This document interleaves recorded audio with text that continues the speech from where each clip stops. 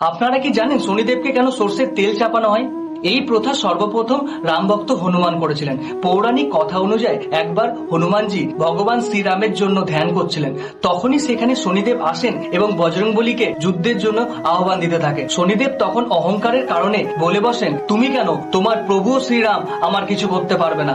এরপরে হনুমানজি প্রচন্ড রেগে যান এবং তার গদা দিয়ে শনিদেবের উপর প্রহার করতে থাকেন।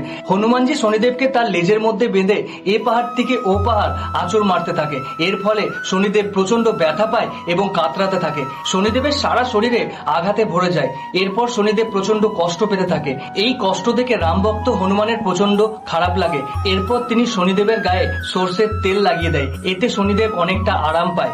এরপরই শনিদেব বললেন, আজকের পর থেকে আমার শরীরে যারাই তেল ঢালবে তাদের উপর থেকে আমার কোনো কুপ্রভাব থাকবে না। তো ভিডিওটা ভালো লাগলে চ্যানেলটিকে সাবস্ক্রাইব করে কমেন্টে জয় শ্রীরাম লিখুন।